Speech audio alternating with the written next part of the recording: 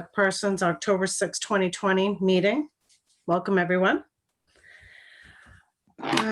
Kathy, do you want to lead the Pledge of Allegiance this evening?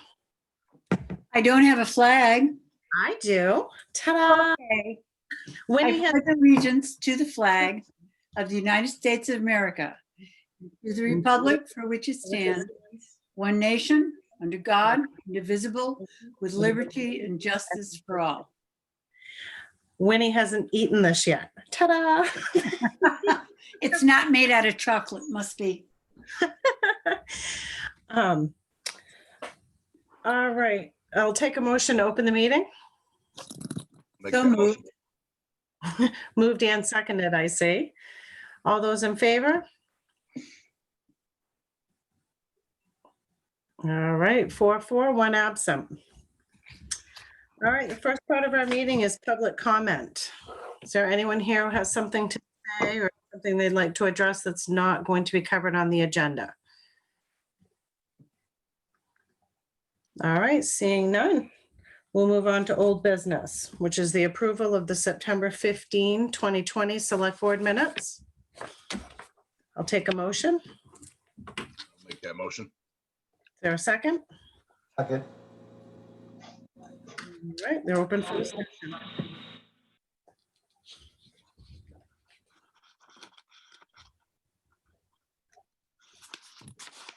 Did anyone have any concerns about the meeting minutes from that meeting? I wasn't at the meeting, so I don't know. Did you like how they looked though, Kathy? Yeah, they're very pretty. Thank you. It wasn't as lively a meeting without you. Oh, thank you so much, Ernie. Yeah, we missed you, Kathy. Thanks for saying so. All right, so if there's no concerns, Rick, how do you vote? That's a yes. Yes. Ernie, how do you vote? Yes, Kathy? Yes. All right, 4 yeses, 1 absent. All right, new business, the discussion of the new firefighter EMS position. So I'll read what you wrote here, Anthony, just so folks who aren't familiar have an idea. Attracting qualified applicants to fill our second full-time firefighter and emergency medical services provider position has proven challenging.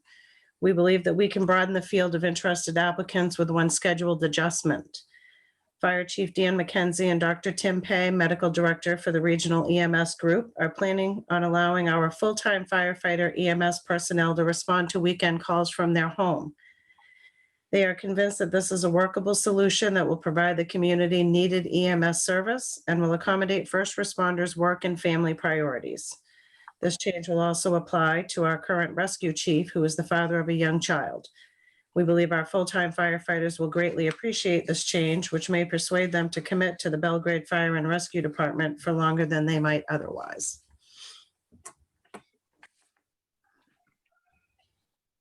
All right, Dan or Tim, would one of you like to lead? Hi, I'm Tim Pei. It's a pleasure to meet everybody. And I appreciate the invite to come in and just share some thoughts on this. I thought that memo was really nicely captured discussions we had had. Sorry, I apologize. Tim, We it's have a not guest mine. coming over. I'm gonna let Dan take the lead for a moment and then I'll come back in. Tim, I just have to say thank you, because usually mine is the naughty dog. She has a bully bone right now, so let's see how she does. But as Dr. Pei was talking, it's been a little bit of a struggle. A lot of departments are doing what we're doing now, so the applications didn't come flowing in. And sorry, my picture's dark, but I'm out in town in a vehicle. But yeah, so it was an option. We talked with Dr. Pei, and he sees the struggles with other departments, and we thought this might be a good way to correct the situation, and maybe get a couple more applicants in. The weekend thing kind of stopped a couple people from applying just because of that, being away all weekend. So we came up with the idea of, 8 to 8, Saturday and Sunday, they'd be on call one, either responding from home, summertime, they could probably have the rescue truck at home. That could be a different option later on, or just be able to be home and respond to calls from 8 to 8, Saturday and Sunday. So we just wanted to bring that forward and see if there's any other ideas, or maybe Dr. Pay can fill in a little bit more on that. Yeah, my dogs are safe in the crate, so. No, I think this was a very much needed suggestion. I think more importantly, the family members of our rescue folks applying and working for us are going to thank us for that flexibility. Otherwise, we were looking at people working every other weekend for the duration of their employment. And doing a lot of weekend call myself, that is quite a grind. And it's definitely something that if it can be adjusted and still provide the town with the service that they do, it would be critically important to consider it. I think what you also do with this offer is folks that live in town are more likely to apply for this. And we definitely have strong internal candidates. So I think it's a great suggestion, and I appreciate people being willing to hear it. I don't see any downside to it personally. I mean, we respond from home anyway all the time. So I don't see this as any downside. And I think if anything, it just reflects us taking good care of folks that work for the town. They do so much volunteer time responding to calls when they're not working. This is a real, in my mind, a no-brainer. But I would also love to hear people's thoughts and questions about it, or any concerns.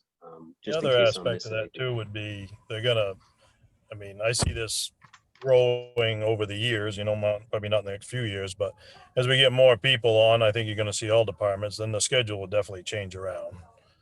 It'll be, it will work out better for people. It's kind of hard right now with just two and rotating the schedule around. But when you get to 3 or 4, then you can be working just a few days on, more days off, and then the weekends would be rolled back into it. I think it's a great idea. As somebody who's spent a good deal of their life on call and lived in a household where people are on call all the time, I know it can be done.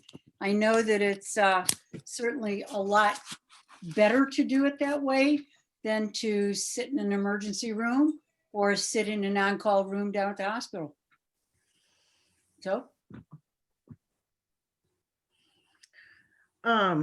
I just have a question. Is anyone that we would consider for this a single, like a one-person household, say a split family?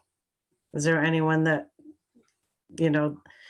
who may not be able to respond from home because they would need somebody else in the household to back them up with the kids or family obligations or? Not that I know. I mean, we've got the applications and we're meeting not next week, the week after, to go through them. But what I've reviewed so far, I don't see that. And would it be, I've done other jobs where you were on call, so you couldn't be any further than 20 minutes or 30 minutes from your destination. Would that be similar to how we would handle this, or would we expect that home would become the home base? And does that affect call response time? No, they would have to be in Belgrade. They couldn't leave town. In Belgrade, on call. Response time, it's not going to be, I don't think it's going to change it that much. We don't want somebody in Augusta and on call, and then we have a call that we're relying on them to be there for that call. Okay. Ricky? I got a couple questions. First of all, how is this going to affect the agreement that we have with Rome? The agreement is 7 days a week, if I recall, was what the agreement said. How is that going to affect that? And we're still going to respond to Rome with that person, whoever's on call. We'll run to Rome or Belgrade, because they're going to be in Belgrade. I understand that, but I don't think you can honestly say that's the same time frame from going from your house to get the rescue truck and then to a call. I've had a little time to think about this since we talked about it.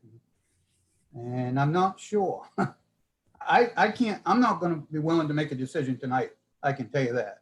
I need to think about this even more. Now I forgot what my second question was. I'll be back. So Ricky, can I just clarify? So Dan had mentioned possibly taking the rescue truck home for the weekend. Would that Okay. change your view of it at all if they don't have to go from their home, say in North Belgrade, to get the rescue truck and then go to a call? It's fine in the summertime, but you can't do it in the winter. I mean, that rescue's got to be plugged in or whatever to keep it warm. They have supplies on it, but you know, it's a lot of things to think about here. I know it sounds all hunky-dory. I need to think about it, I guess. Do you folks have any ideas of how we would handle that in the wintertime? I mean, it would still be, the truck would probably stay in the station because like Rick says, we have, you know, medicine on board and IVs and the stuff that can't freeze. The truck is a diesel and would have to be plugged in. So to your cold months, you know, probably December, January, February, March, you'd be at the station. The only time would be different would be in the summertime or warmer weather. I mean, I can talk to Rome about it, but I mean, I don't think it's going to affect how we respond and what we're doing now. I think we're going to be covered. They're going to be going from 8 to 8. I think I mean, either way, I mean, we can go with whichever way you guys decide, but I prefer to try this. Is there anything that keeps us, so let's say we give it a try. And is there anything, if we find out that it's not working very well, or it's not, you know, doing what we want it to do, can we come back to the board and change our mind? Rethink it? The only thing that would concern me is that we're hiring somebody on this, you know, on-call weekend, and then we change it. They might not have taken the job if it was that way, you know what I mean? I hear you. Up front. Yep. I think you're going to find the reality is if you are obligating people at that pay rate to be on every other weekend, you're not going to find people that are of high quality that are going to come for it. And that's the sort of cold reality of this. It's not really a lifestyle that people are going to choose. And you want to be careful that you don't restrict a job description to folks that would take what they can get. And that's, you know, I'm worried that if we want high quality people, we're going to have to bend. Agreed.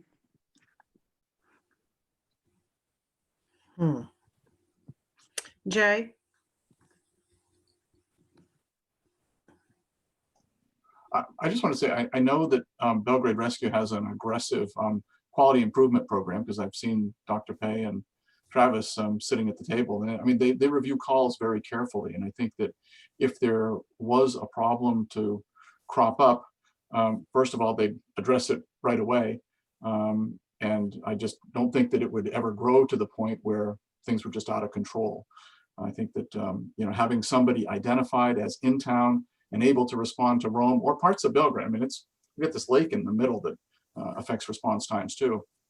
So I think this is a great idea. It's creative, puts another qualified person on the squad. And I mean, I spent a career in EMS, and I think this is a model that has a lot of merit for our town.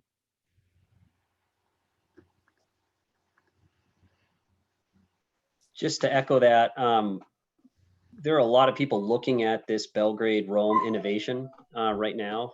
It's a model throughout Region 3, which is Somerset and Kennebec counties. That's my sort of realm here. As far as we have 34 different agencies that we oversee, 21 of them are first response. And I'm having an echo of my dog. I'm sure you can hear that just as well. So I apologize. But they're looking at what we're doing here and they're watching it closely. And we are a model of a non-municipal full-time fire rescue service. So anything we can do to give a chance for flexibility would be a really nice pilot here. So, and getting high quality people to do it, similar to lucky enough to have Travis with us, really would show that this is something to look to. So something to consider, but I think it's, I'm happy to watch this very closely as your medical director and work with Travis on that. We can also look at response times. There are ways to give you data and report back to you in 6 months, where we could look at the response times during this, try to find a comparison to it, and then look for data that suggests a problem with people doing it at home. One way to do that is compare weekends to weekdays. And I'm happy to facilitate that and to report back on it. Yeah, because it seems to me like the only concern would be the winter time. And I hadn't thought of that, honestly, at face value, not really thinking about diesel and needing to be plugged in. Is it possible for it to be plugged in at someone's home? Is it similar? Do we have trucks that are similar to the diesels now where you can plug it in right from the front, or?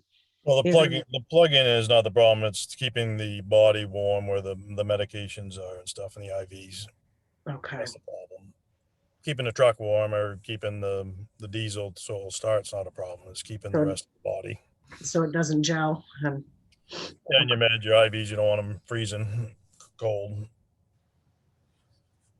I don't know what your setup is, Dan, but is there a way that, you know, IVs and medications that you don't want frozen are in a box that gets taken into the house? Or a bag or something like that, that this has to get to the truck. You know, like a doctor's bag, excuse the Right. term. Travis, what are your thoughts on that? So we do have several bags that have saline and stuff in them. Yeah, So we'd have to keep those from being frozen. Our sure. main medication box, we could take that inside, but we'd have to brainstorm a solution to keep the other stuff warm. I've kind of been thinking about this, but we certainly would want to protect that stuff. Well, and to keep medications away from families. Yes. So yes. it couldn't just be in a box. It would have to be. It is the Lockbox. main drug box that has what you call dangerous meds does have a tab on it that needs to be broken off and A lock. opened up. But I think people that are in the job would be conscientious of that and be very careful of that stuff, you know. Well, I think about my dog, and every day when I come home, she has managed to find something that I have no idea where she got it from. And I'm like, where was this? Yes. So, I mean, realistically, I, I do think that's an option. We probably could redo some of the bags where it could make just for that time and bring them in. That might be an option, and then plug the truck in. I will say I've done this for about 10 years with some of the physician equipment that I carry with me, and I have to carry it in and out. So I don't have the benefit of a heated garage. So I don't think that's an operational dilemma, and I'm happy to brainstorm options. We're designing a physician response vehicle right now for the region for EMS physicians to begin EMS physician deployment in about a year. And I've got designs of plugging in a vehicle that is temperature stable, plus different types of temperature within the vehicle, all plugged in at home without a heated garage. So there are ways to do this. And it's done other places. It just takes, like Travis alluded to, a little bit of brainstorming, and between Travis and the chief, I'm sure we can come up with something here if that's a barrier. I do think I feel a little sensitive to defer to the expertise of Chief McKenzie and Rescue Chief Burton on this, because this is very detailed operational discussions we're doing, and this is what they do every day. So I would defer to their expertise on how to keep equipment safe, drugs at a temperature that's stable. This is something that's very doable, and I just feel protective that's why we have them. They know how to do this well. right. And if they feel comfortable with it, I certainly trust them. I also, Jen? think there's new technologies that come along all the time to sort of help and assist in these new. This is a very creative time in our country. I mean, you know, we're having to work out problems that we've never worked out before. So I have no question in my mind that there is an answer here someplace. Jay? Yeah, I was just going to say that urge folks to think about this, not so much from response time, but quality care being provided to the patient, because, you know, the metrics that are used around the country, a lot of communities have response times built into their contracts, and some communities actually have penalties for services that don't meet that response time. I will also tell you, as Tim knows better than I, that there are a lot of things that affect patient outcomes, but response times are really not one of them. And that, you know, if it takes, even if it took an extra minute or so to get a qualified person to the scene, the odds are that it's not going to impact patient care because you've got a quality person getting to the scene. So if we're looking at this in terms of what's good for the patient, let's think in terms of the people that are doing it and the system that's going to provide the response, and not, you know, is it 6 minutes? Is it 6.5 minutes? Is it 7 minutes? Because that quite frankly doesn't matter. And I have an abundance of articles that I can send you from, you know, a number of different studies that support this, that it just really doesn't matter as much as people think. Melanie, if I may, I think Jay and I were on the same wavelength, because I wanted to pose a question to Dan and to Travis that in some ways this model would mirror what we are currently doing, except I assume that what we're currently doing is not always a paramedic or an advanced EMT who's responding to a call. Is that a fair statement? Yeah, that's correct. We don't always have an advance or a paramedic on every call. But with this scenario, we would on the weekends. I mean, they would still be responding to their homes as is currently occurring. But we, as Jay mentioned, we'd have someone who with more credentials responding to each call. Correct? Correct. You'd have an advanced or a paramedic Monday through Sunday, every day on call or working, and then on call on the weekends.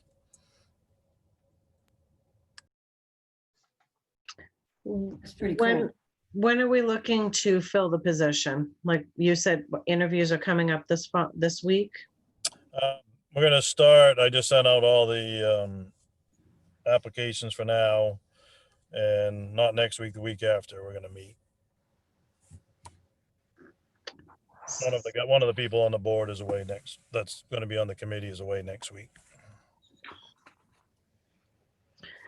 So Rick, what are your thoughts here? Because you were saying you wouldn't be able to make a decision tonight, but if we're looking to hire someone, we need to have some sort of an idea of what to give them for their level of expectation. Guess you can do it without my vote.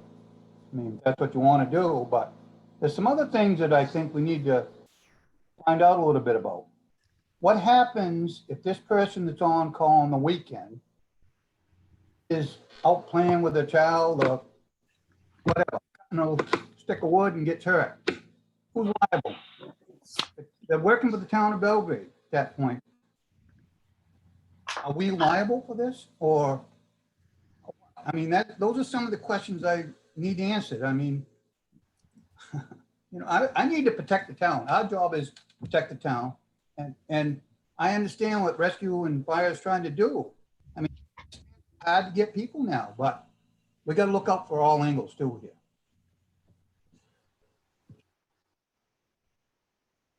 I don't think I'm not sure there is a liability risk of being at home on this. I think if anything, being on town property, the more hours you're in the rescue building may be a higher liability. You may be actually the reverse here where, but I'm not an expert at legal exposure here.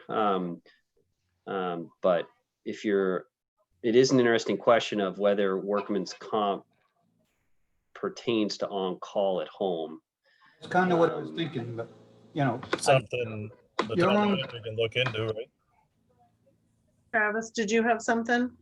Yeah, I guess I just say that, I mean, we do on-call weekends now with people. It's never, I guess it's never something we looked into, but we've, in the past summers, we put people on call for the weekend, both fire and EMS.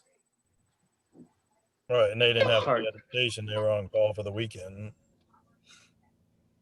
It'd be a hard stretch to say that you are actively serving the town while just on call waiting for a rescue call. I think that'd be a pretty far stretch to try to attach But- activities at home, independent, waiting on a call to happen. But Anthony, we can check with MMA on that, right?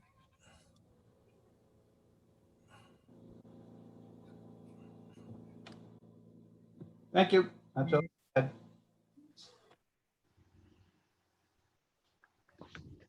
These are great questions, by the way, things I didn't think of.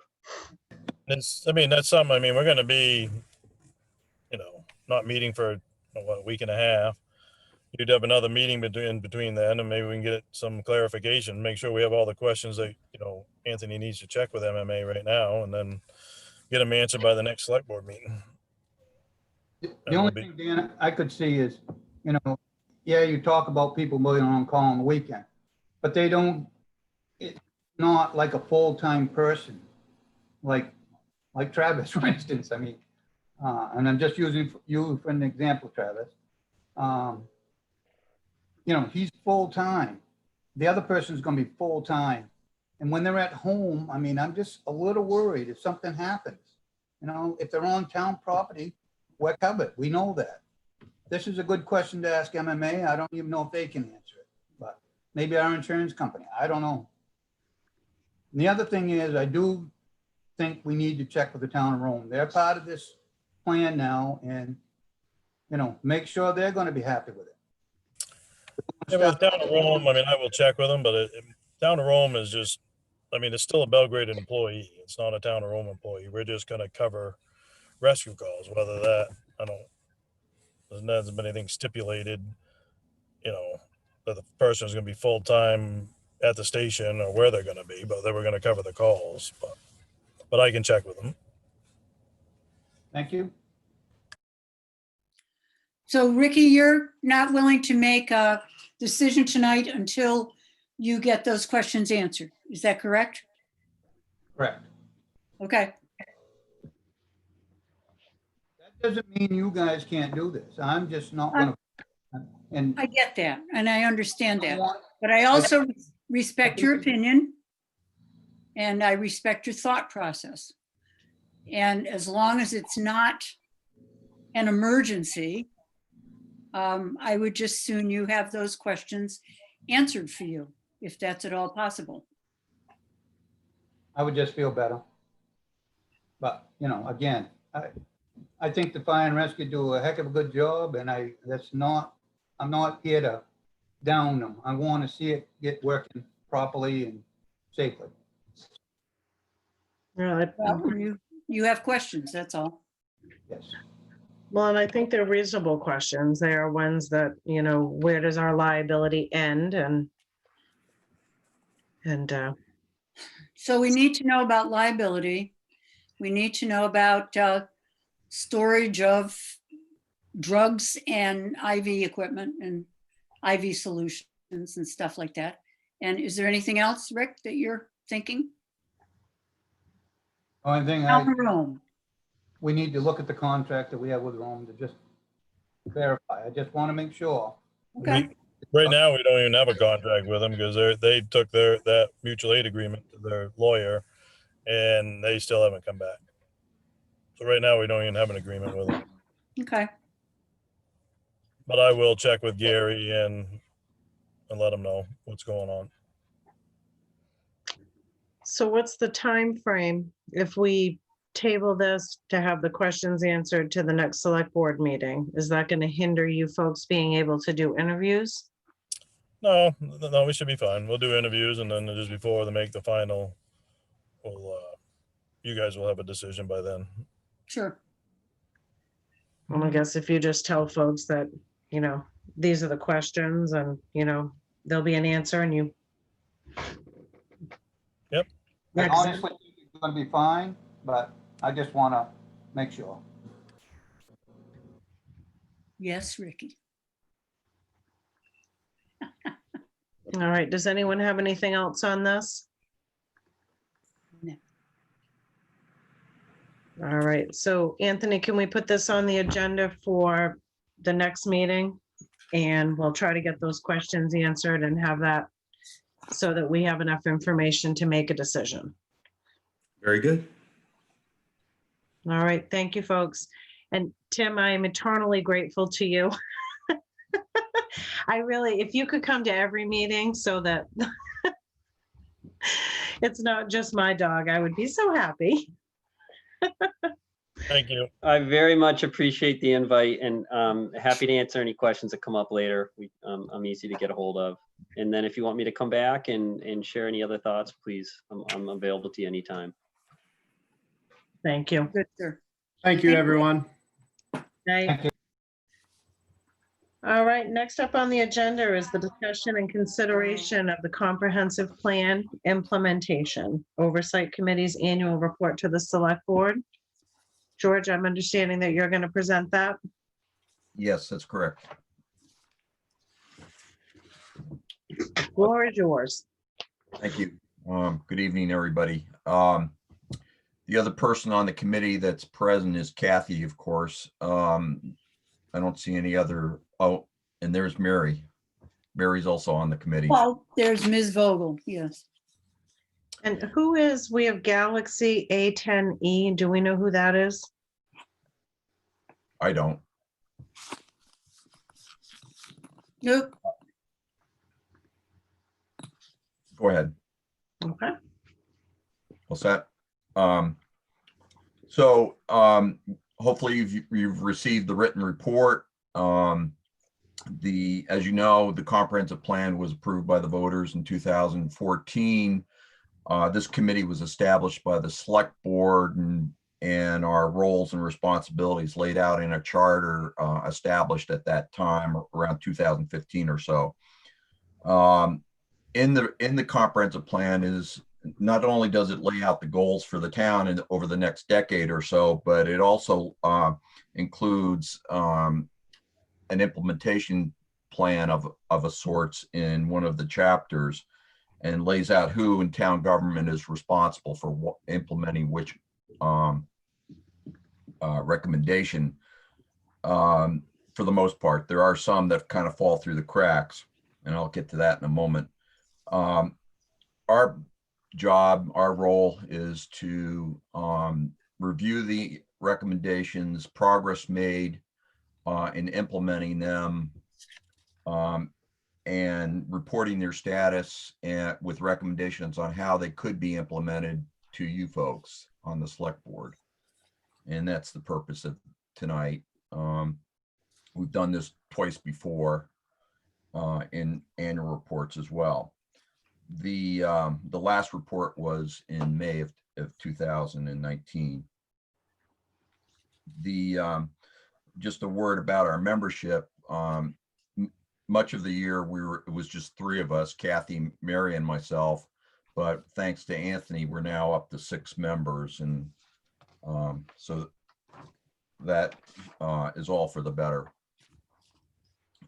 If you're familiar with the comprehensive plan at all, or recall it at all, you'll know there's a whole series of chapters, each with its own set of recommendations. To date, we've reviewed 6 recommendations associated with 6 out of the 9 chapters, including the historical and cultural resources, community recreation, natural resources, water resources, economic development, housing, and growth and development most recently. And we're in the process, or we'll just be starting reviewing the recommendations and their status from the farming and forestry chapter. And then there are 2 more chapters that have yet to be reviewed. They include public services and management and transportation systems. With that, I want to just summarize some of our findings from the past, particularly the past year since our last report. I will note, and you'll see in the report, a reference to an Excel spreadsheet that we maintain that includes all our findings and the status of each recommendation since our inception. That's on the town website, and there's a link in your report to that spreadsheet. Generally, what we found and continue to find is that where the comprehensive plan gave responsibility to an individual town official or specific board or committee for implementing a particular recommendation, progress has generally been fairly good. The problem is that for many, there is no identified person or committee or board that's responsible, and consequently, those have fallen through the cracks. Over the last year, so that's just a general finding that we've made in the past as well, and that continues to be the case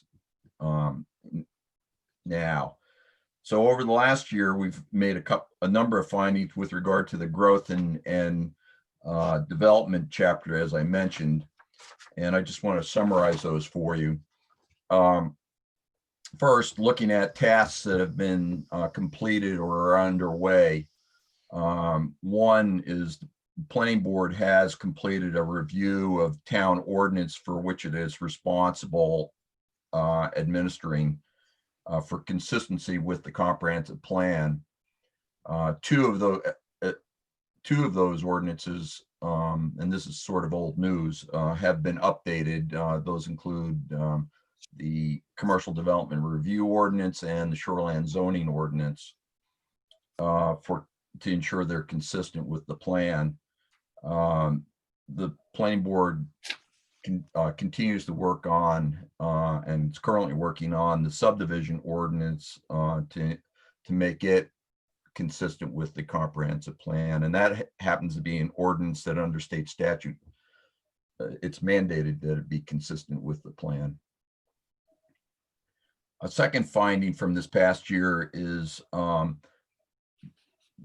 regards the development of a written job description and performance goals for the town code enforcement officer. And this is all related to, throughout the plan, there are a number of goals and objectives all directed at improving compliance with town ordinances and basically providing a level playing field. It's basically an equity issue, if you will. And as you also know, the town has upgraded the position to at least half-time,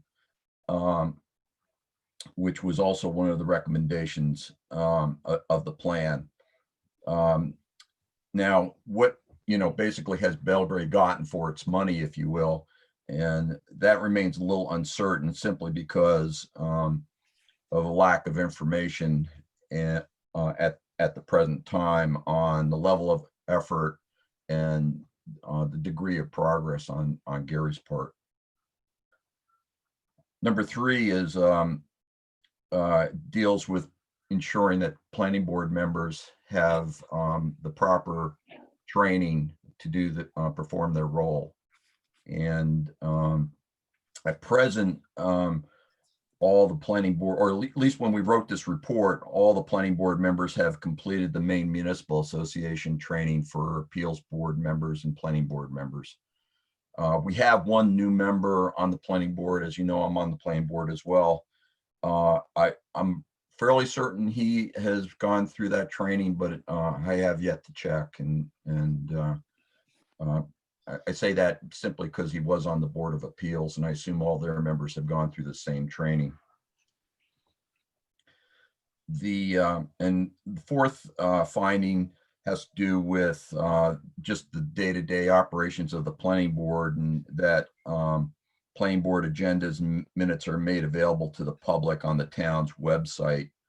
That was not the case back in 2013, 2012 when the plan was developed, but is the case now. A number of tasks haven't been initiated at all yet. And a summary of some of these include a citizen's guide to the town's land use ordinances. A second one would be a comprehensive review of the compliance of commercial developments approved under the Commercial Development Review Ordinance by the Code Enforcement Officer. And 3, development of provisions to ensure open space protection in rural areas of the town. Some of the examples given for consideration in the plan include open space set-asides, land acquisition, reserve account, transfer of development rights, those kinds of things. So based on those findings, we've made some recommendations in the report, and two that we've highlighted for you, and two more that are past recommendations that are still relevant and we thought was worth repeating. Of the new recommendations,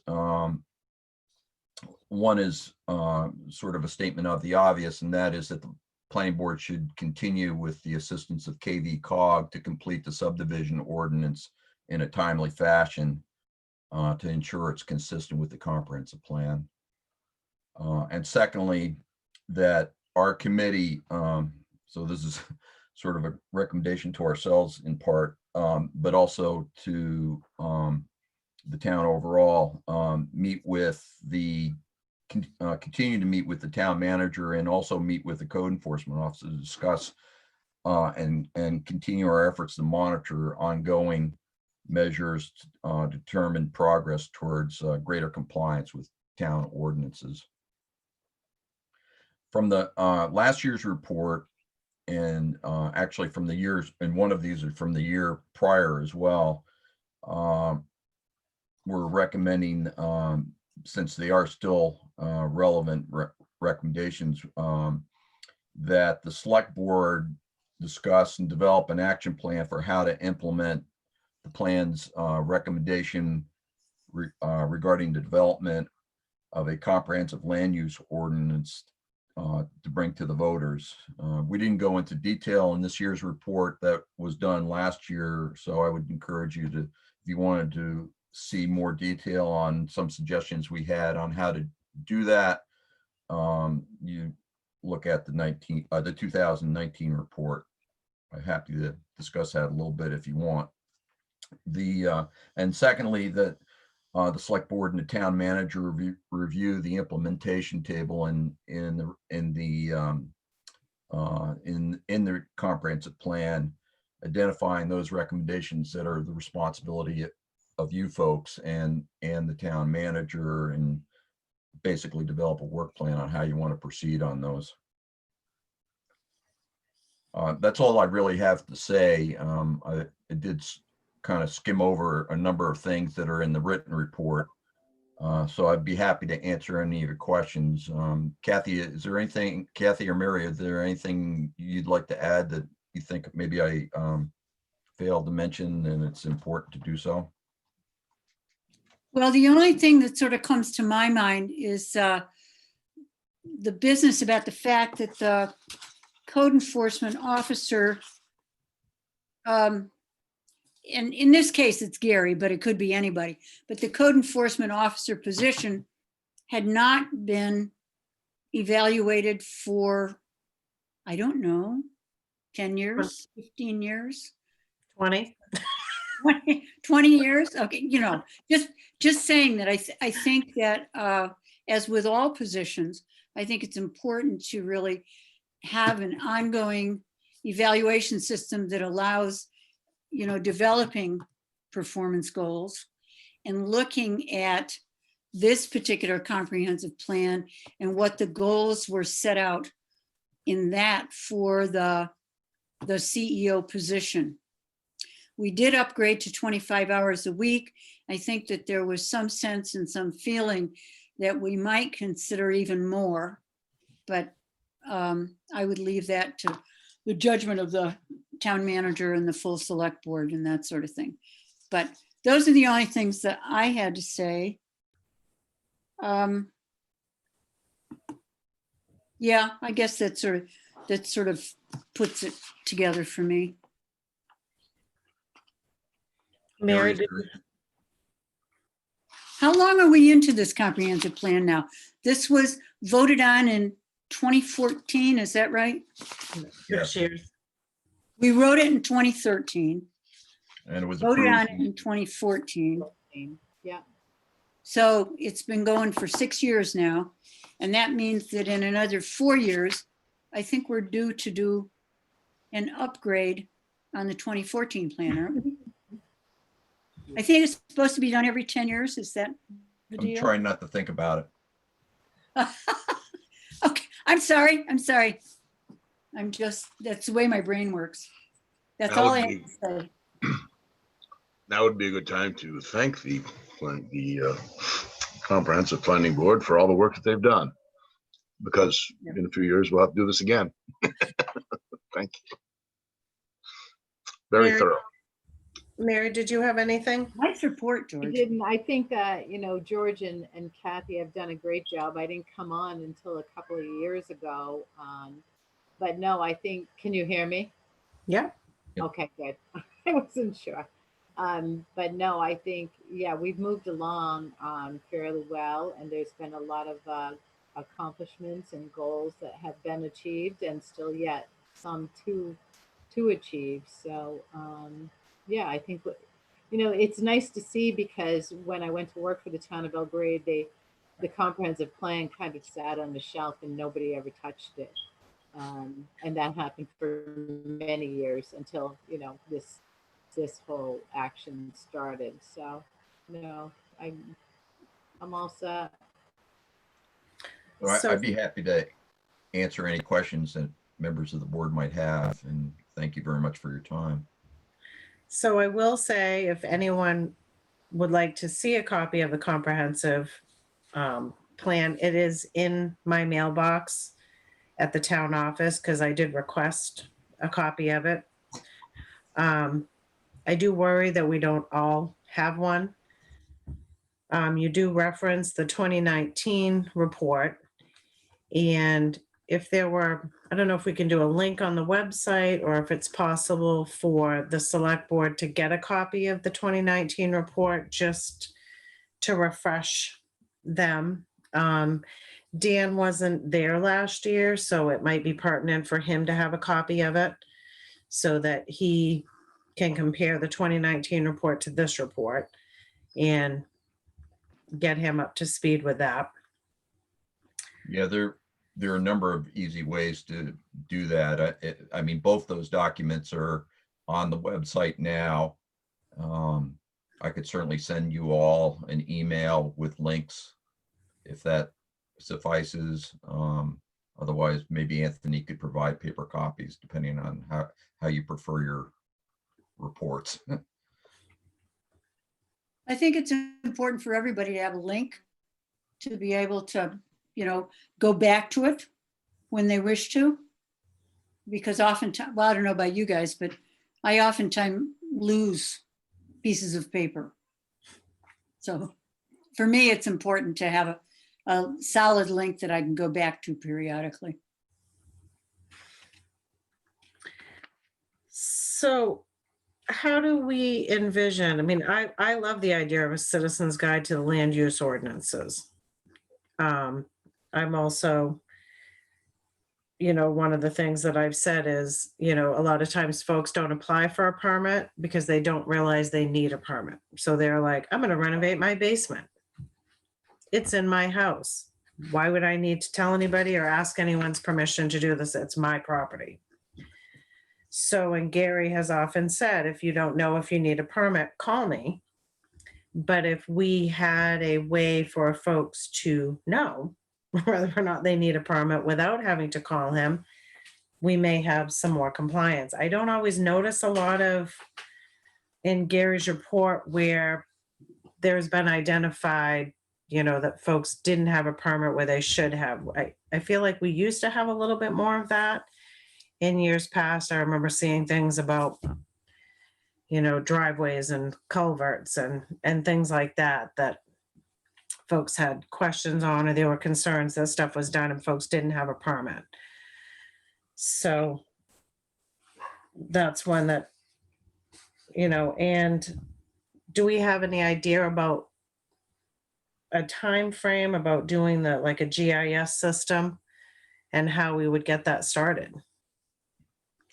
If I may weigh in here, I think to speak to your first point about the the pamphlet on the land use ordinances.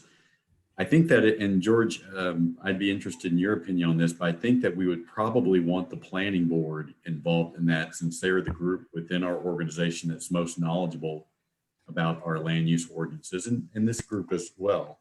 And so once we get done with the rewrites of the subdivision ordinance and then the amendments to the commercial development review ordinance that we're addressing through the moratorium ordinance on the November 3rd ballot, maybe that's a task that we can solicit the planning board's help on. Does that seem reasonable to you, George? It does. You know, obviously I'm not the chair of that board, and it would be worth discussing with Peter Rushton, who is, but that would make perfect sense. It would require considerable support though from the town office. Yeah, absolutely. Absolutely.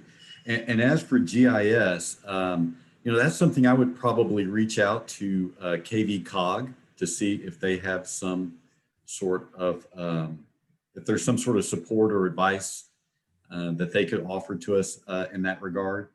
Obviously, when you're talking about that sort of operation, it reminds me of one thing a crusty old city manager once said to me 30 plus years ago: we can do anything we want, it just takes money. And so just be aware that that's not an inexpensive proposition to have a GIS system. Well, and I'm wondering if KV Cog would probably also be able to give us some ideas if there's grant money available for towns to do so. Yeah, perhaps so. I think they were the ones, Mary, correct me if I'm wrong, but I think they're the ones that put together the potential land use map that we included in the comprehensive plan. Is that not true, Jack?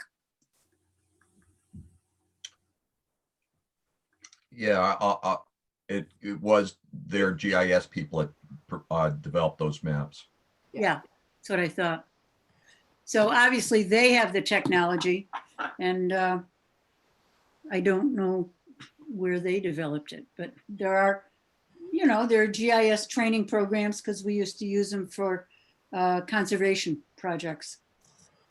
So just saying that it's out there, you know, as you say, it's a matter of trying to access it and trying to figure out how it is we would use it and how much of it we would use. Does anyone else have any questions?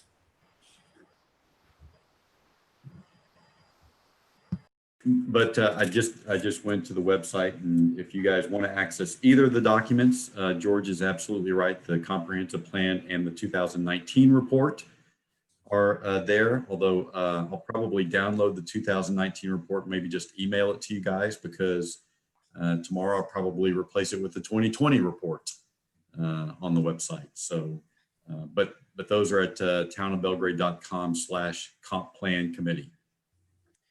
Would we want to replace it, Anthony, or is there a way that we can still layer those on the website? The problem with that is you sometimes start to junk up your website, clog your website with a lot of outdated information, and I think you have to be careful about that. What I would prefer to do, and it's easy enough for us just to keep it there and unpublish it, but what I would prefer to do is put the 2020 report on there, and then if someone wants the 2019 report, then we can, you know, send them a digital or a paper copy. Or Is there a way of archiving it on the website? Yes. Yes. so, and maybe a suggestion would be within this report, if we, are you folks amicable to us adding a link within the report, so when the 2020 report goes on, that we can link to the 2019, so if somebody does want to get to that they can get there easily? I think so. I'll have to see exactly how to. I'm sure there must be a way to manipulate that. I just haven't done it yet, but I'm sure there's probably a way to do that. We have faith in you. Thank you. All right, if there's no further discussion, we'll move on. Thank you, George. Thank you, guys.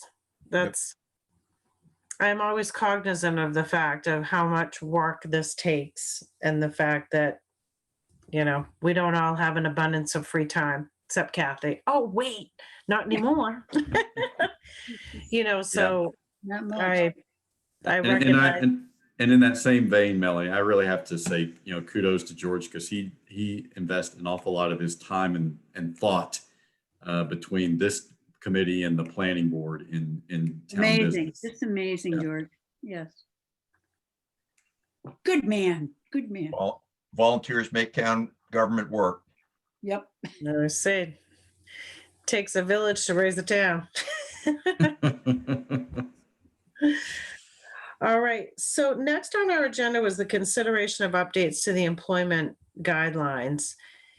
And I would like for us to consider tabling that to the next meeting so that we can have the full board there for that review. Does anyone have an issue with that? No. All right. Then I'll take a motion to table that item. So be it. Is there a second? Second. All right. All those in favor?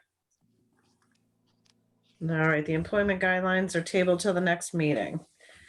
Next up, we have the consideration of annual appointments and of an election clerk. Yeah, so Mary brought to my attention that annually after the town meeting, you guys typically do the annual appointments of everything from the animal control officer to the treasurer and deputy treasurer. And so that list is before you, but we do have one addition to that list. And as you know, we have a new deputy clerk who just started yesterday, Sheila Thorne. And so what we'd like to do is substitute her as our motor vehicle agent and add in place of Nick, because she's going to be taking over those responsibilities. And then adding her as a deputy clerk registrar on the annual appointments.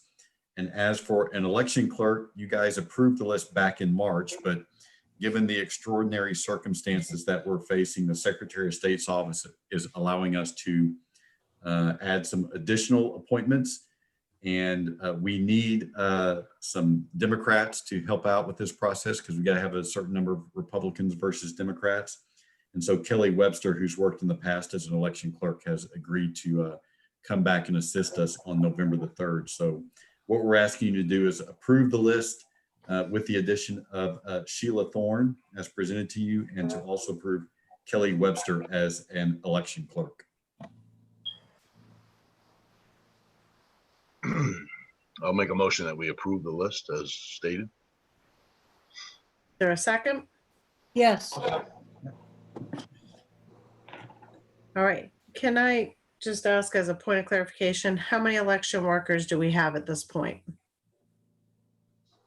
So at this point, we were using one for like ballot clerks for each station, but we've actually split the shifts up a little bit.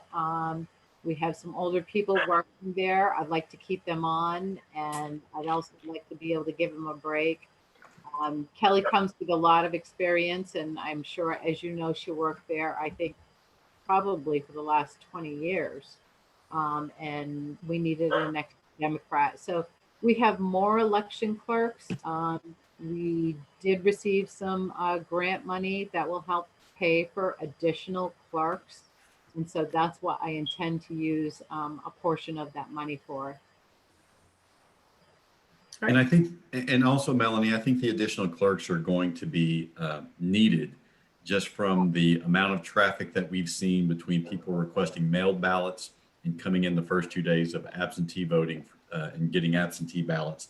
The turnout for November 3rd is just going to be enormous. And so, we need as many hands helping out as we possibly can. And like Mary said, she managed to get a $5,000 grant that helped pay for a new ballot drop box. But one of the expenses that we plan on using that is on additional election workers, just to make sure we've got plenty of help and keep things running smoothly on the 3rd. So usually as clerks, there's usually 3. We have 6. We're working with 6. So, which will split the shift up. Like I said, we have some older people working, and I'd like to keep them on. They want to continue, and without breaking up the shift would limit their exposure somewhat. So, In additionally, in addition to that, we will have people cleaning and sanitizing as we did on July 14th. right. Rick, did you have something? Yeah, I guess I was wondering why on this list, everybody else is a 1-year term. I see the health officer is a 3-year. The reason for that? You know, Mary? I do not know. The list was put together that way, and so I'm not sure if there is a state statute to approve it for 3 years. I mean, we can definitely look into it. Question it. But- It stuck out when I was looking at it. You know, yeah, good eye, Rick, because I missed that. Yeah, yeah. Usually it is a 1-year appointment, so I'm not But I sure thought- if something occurred, yeah, that allowed it to extend to a 3-year. Ernie, do you know? I think it's because she's such a great gal. Oh, maybe that's it. That's probably what it is. I really don't know. Give me a break, Merkins. If that's the case, let's bump some If more. only she was here to hear that, I wish. But no, it's, I don't know. I would check into it. Maybe it's a misprint. It might be a misprint. You know, if it's supposed to be a Thank you. year, it's fine. You know, I don't think it matters to her at all. No, I'm sure it does. She may decide after a year that she's had enough of this. Yeah. Yeah, this is the COVID year. This would be the year that would drive her away, I'm guessing, with all this stuff 2020 is going driving on. a lot of people crazy. So. Yeah. No, this will be, All right, that's the only thing I had a question on, so thank you. it's all downhill from here. All right, so if there's no more, I'll entertain a vote. Ricky, how do you vote? Yes. Kathy? Yes. Ernie? Yes. 4 yeses, 1 absent. All right, next up, we have the warrant. Look at us screaming right along tonight. Keep What am I going, going to keep do with the going. rest of my evening? I know. I'll figure something out. It's probably gonna involve sleep. Maybe food. We got dogs to take care of. She's starting to fuss. I'm like, that bully bone didn't last nearly as long as I was hoping. All right. I will entertain a motion. Oh, let me read the number and the amount on the warrant. Pardon me. Yes. So this is warrant number 133 in the amount of $633,715.86. All right, I'll take a motion now. Make that motion. Is there a second? All right. Warrant is open for discussion. So, I had a couple questions, but I gotta find them. I have a question. all right, go ahead, Kathy. Page 5, Ken Workman Youth Sports, 2045-9. Yes. We pay them to Yes. use the fields? No. So there was a warrant article approved, I believe it was 2004. And we subsidized the mowing of those fields at a cost of $3,000. So Thank you. they hire someone and we give them $3,000 to pay for that contract. Gotcha. Thank you. Wasn't quite sure how that worked. I know what it was. Whoever did the pumping of the septic tanks, Oh, yes. why is the center for all season more money than any of the other ones? There's That I an do. obvious answer there. Tank? Well, I assume it's a bigger tank, but I don't know that for a fact. Bruce has got his hand up. Bruce? Oh, good. There's 2 tanks there. One's a 2,000, one's 1,000. Kind of what I thought, but it just popped out there again. So there's one for the Center for All Seasons and is the second one for that outbuilding? Correct. Okay. And I had a question. Alva Donald, the very first one, 20439. Is that the person who came to the select board meeting and was requesting an excise tax refund? That's correct. And so I figured this question would come up. We did, the BMV had sent us something saying that he was due an excise tax refund. And of course, you may recall that he was seeking a refund for years past, which the state does not allow. But I personally called the BMV just to confirm that he was eligible for the refund in this amount, and the BMV did confirm that for us. Okay, thank you. He was probably very happy. He was happy. I think he's going to come by the office and pick up his check tomorrow. Good man. All right. Tukey Brothers, sorry, page 10. Check number 20485, the pump for cemetery and maintenance. What is that? Bruce, do you happen to know right offhand while I search for the invoice on that? Cemetery. What was the question on it again, Melanie? Or what was it for? Tukey Brothers Incorporated, a pump for cemetery and maintenance for $800. There's repair on it. All this says, no, I think it was a purchase of a pump. It's a 3-inch water pump. And so there's no other information in regards to other than it would be used at the cemetery and for facility maintenance.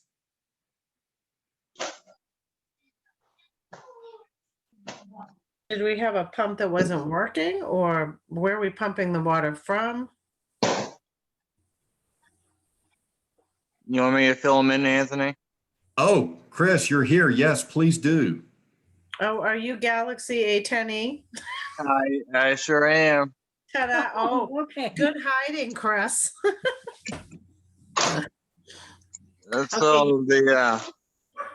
So the pump that is in question is a brand new pump. I bought that from Tukey Brothers.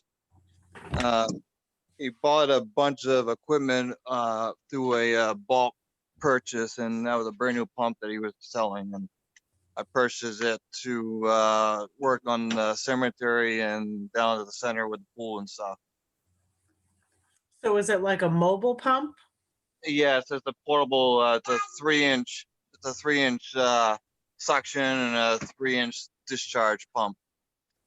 It's a good sized portable pump, gas. And what would we be using it for, Chris? A bunch of stuff I can use to fill my portable tanks, fill and drain the pool if I need to.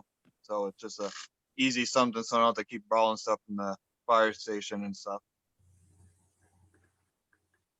But I was gonna plan on draining the pool this year, but I haven't got a chance to drain it and clean it. So Okay, and what else was part of the bulk purchase? I don't remember seeing.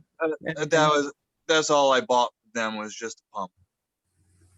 Oh, okay, because I thought you said it was part of a bulk purchase. That's what he bought, was the pump was included a bunch of stuff he purchased. So I just bought the pump from him. Okay, and was that cleared with anyone? That's a hefty amount of money. I got it through my purchase of my equipment. Okay, so that's a line item for equipment? Yeah. Budget. Okay, because it's listed under repairs. Should have been under. Should have been under equipment. No, Melanie, if you look at that line item, equipment is a line item, I guess a sub item under the cemetery repairs budget.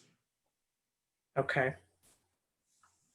So you have the cemetery budget as your big umbrella, and then you have a category under that for repairs, and then under that repairs category, there's a line item for equipment. Because that sounds like that would be like equipment repairs, if Oh, that's. I understand what you're, yeah, I understand what you're saying, but it's for purchasing equipment for repairs. Okay.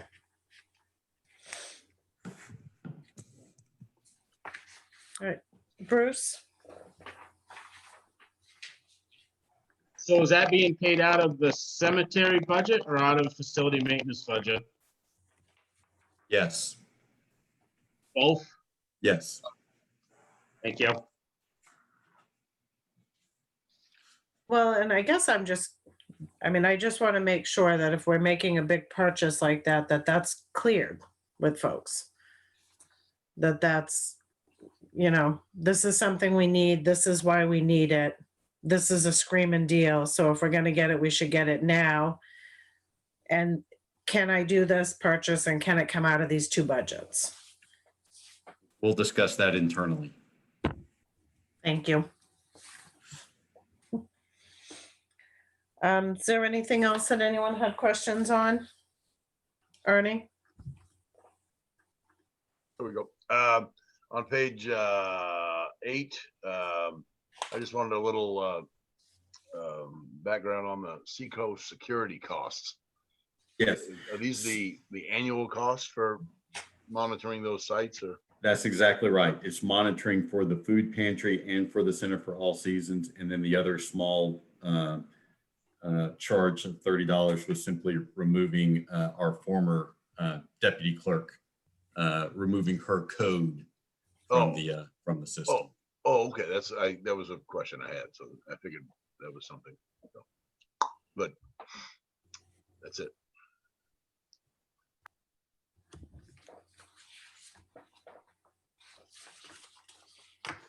All right. No, if there's no more discussion?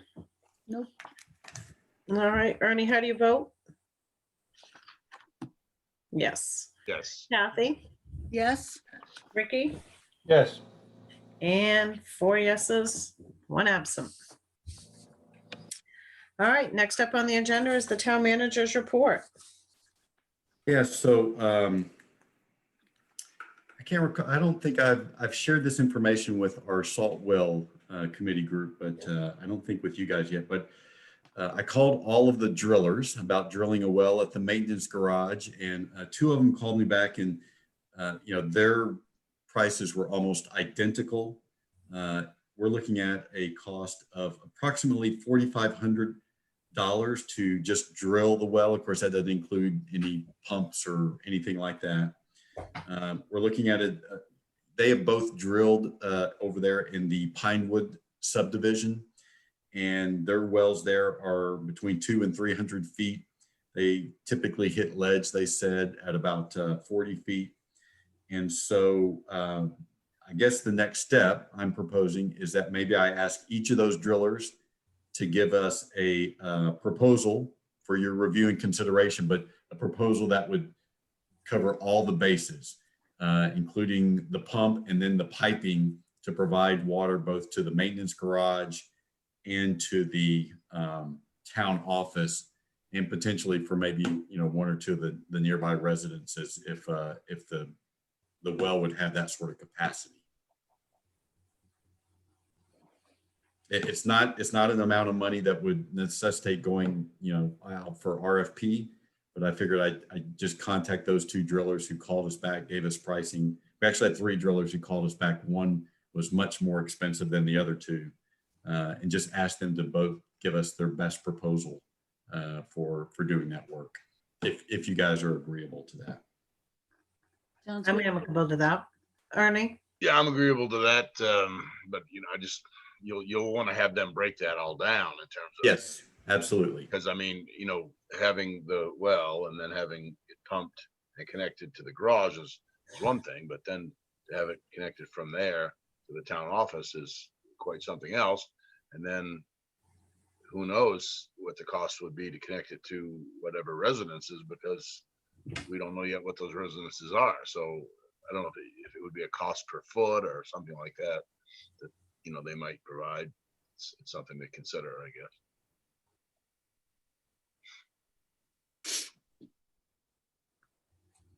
So yes, on a proposal from me, anyway.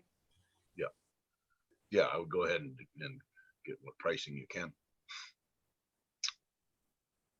Jack, as far as you're concerned, did I cover all the bases there? Was there anything else that you think we need to be considering when we seek a proposal? No, I think that, you know, a breakout as Ernie described would be satisfactory for me. Once I look at it, maybe I have a few other questions, but certainly not if it's a thorough proposal. All right, Jack, did you have anything? You're still muted.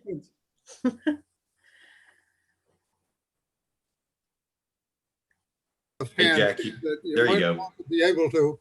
Might want to be able to break out the cost for just the town items and then separately for the any possible connection to individuals other than the town who would be connected to this. Yeah, I think that's a good idea. Yeah. Because they're really two different issues. Yeah. Okay, so I'll get to work on that. Just FYI, the Regional Health Centers board was agreeable to sharing the $10,000 gift for the second firefighter with the town of Rome. They actually suggested a split of $7,500 to Belgrade and $2,500 to Rome. So I wanted to communicate that to you guys first, and now that I have, I'll let the town of Rome know about that.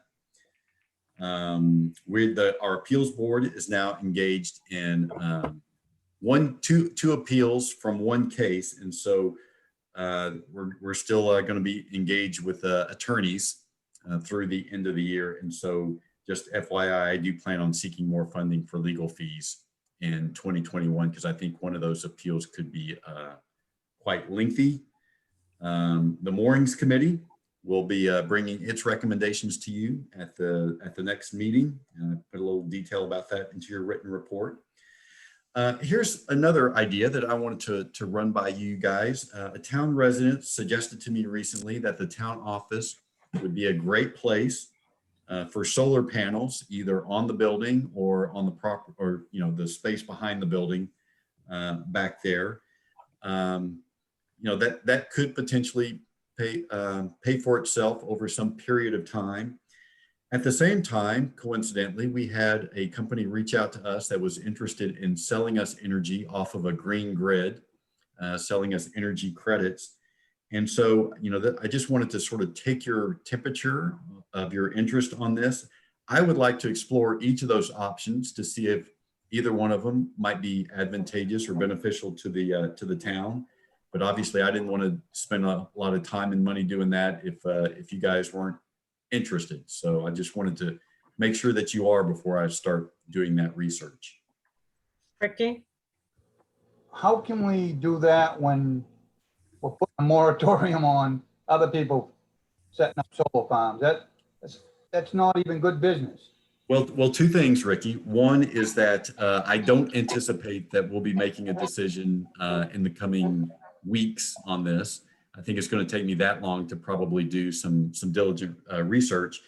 And two, the moratorium addresses commercial solar arrays. So there's nothing in that would prevent any sort of a private entity to put up solar panels to generate its own energy for its own operation.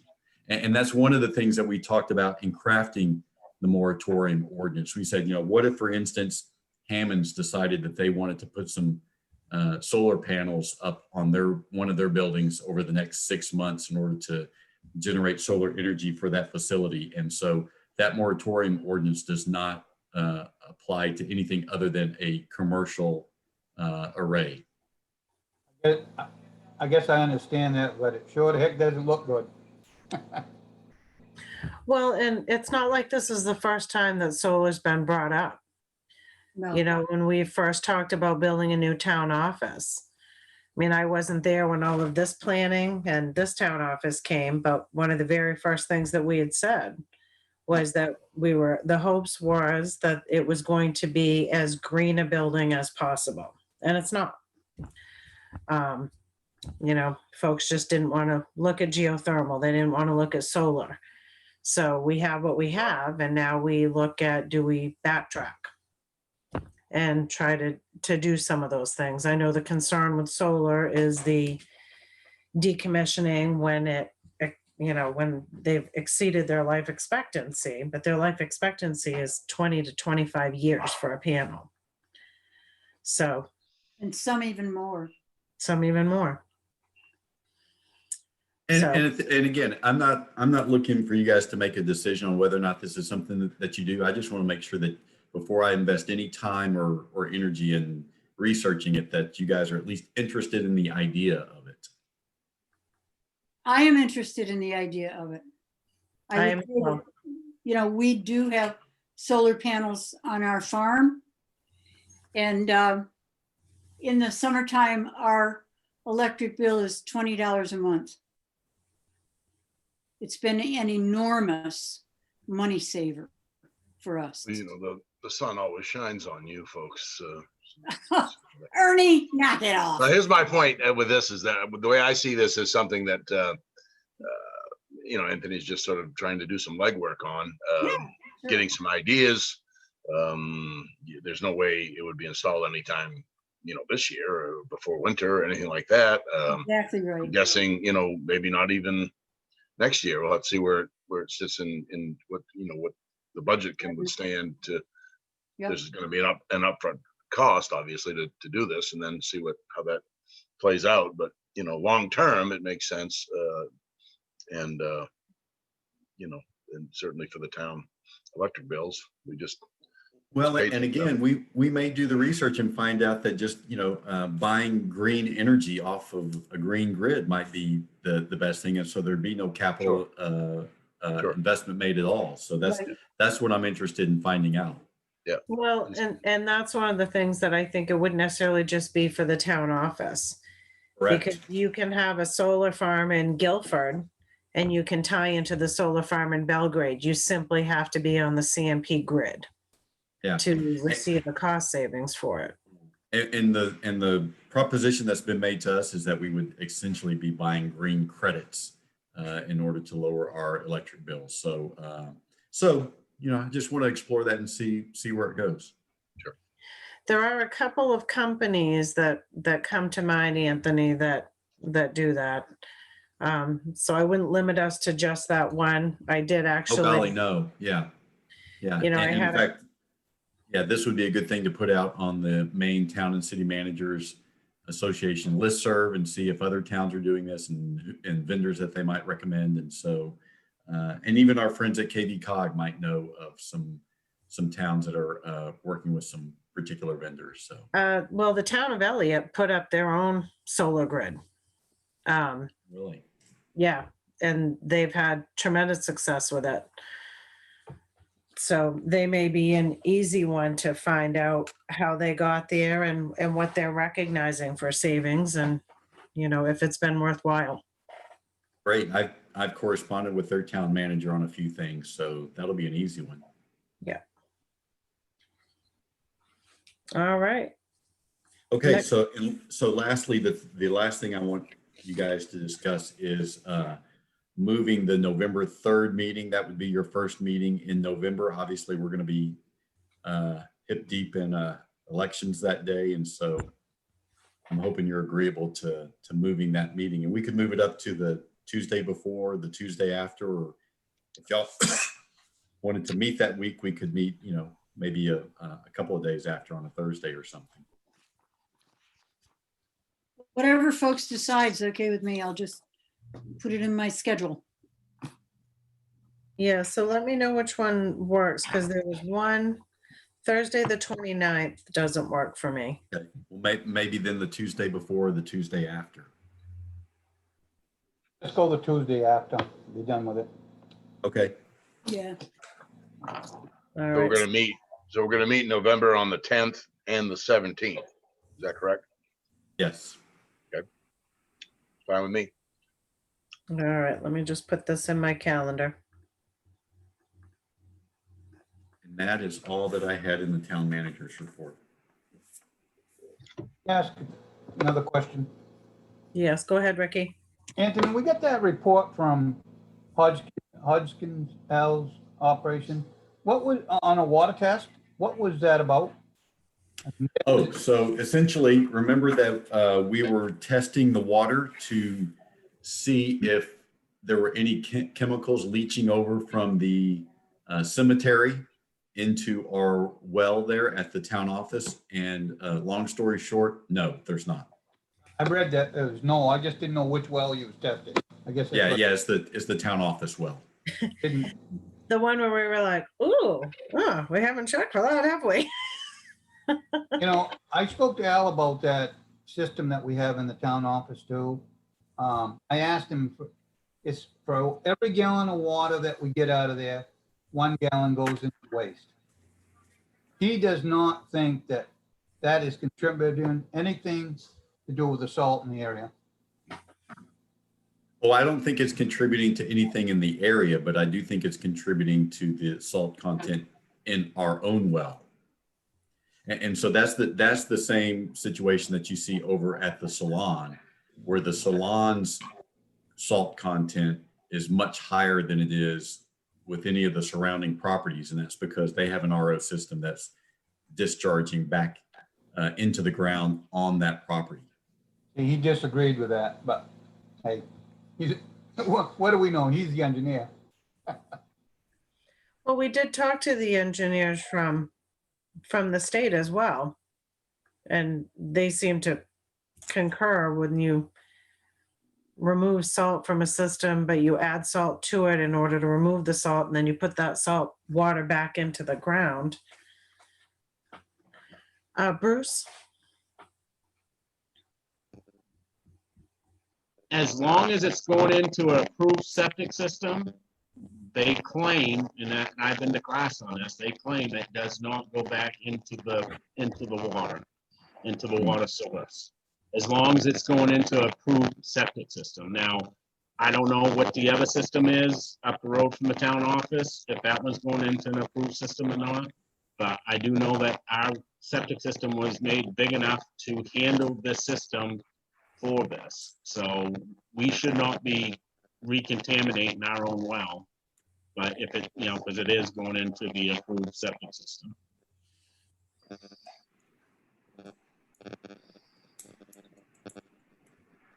Thank you. That's all, only question I had. I didn't know what it was. Thank you, Anthony. All right, does anyone have anything else?